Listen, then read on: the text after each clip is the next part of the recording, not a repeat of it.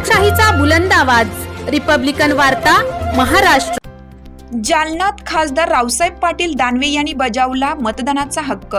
जालन्याचे उमेदवार रावसाहेब दानवे यांनी सहपरिवारासह बजावला मतदानाचा हक्क।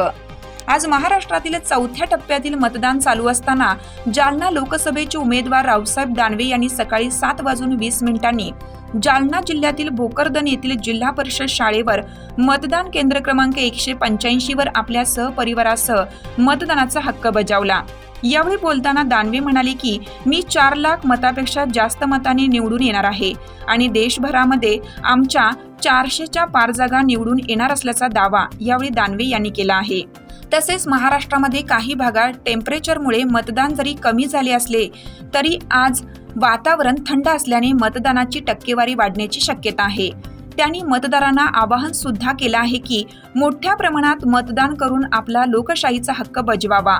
या प्रसंगी दानवे यांच्या पत्नी निर्मला दानवे, भोकरदन जाफराबाद विधानसभा मतदारसंघाचे आमदार संतोष पाटील दानवे, सून रेणू दानवे यांनी आपला मतदानाचा हक्क बजावला आहे। आज मी माझ्या कुटुंबासह मतदानाचा हक्क बजावलेला आहे। 1 महिना फिरत असताना लोकांच्या प्रतिसाद, त्यांचे चेहरे आणि एकूणच वातावरण जर बघितलं तर जालना लोकसभा मतदारसंघामध्ये मी 4 लाख मतापेक्षा जास्त मतांनी निवडून येईल। तर मागची निवडणूक मी 3.5 लाख मतांना जवळपास जिंकलो होतो। महाराष्ट्रामध्ये आमच्या 45 जागा निवडणार आहे।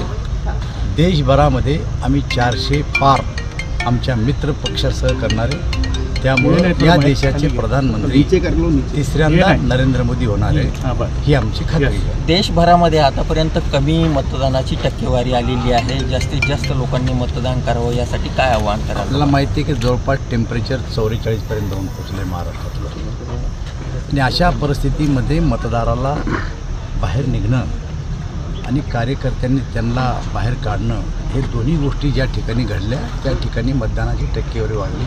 आणि मला असं वाटतं की आज टेम्परेचर खूप कमी आहे, त्यामुळं मतदान हे जवळपास 70% आसपास जाईल अशी मला स्वतःला खात्री आहे।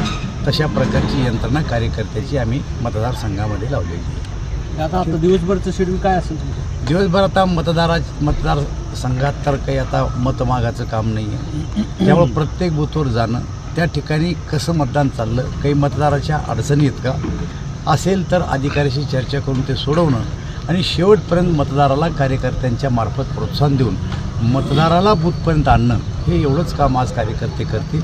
आणि त्यासाठी मी मतदान केंद्राला भेटी देणार आहे आणि एकूण किती मतदान जास्त होईल त्याचा प्रयत्न करणार आहे। रिपब्लिकन वार्ता महाराष्ट्र न्यूजसाठी भोकरदन प्रतिनिधी मजहर खान पठाण।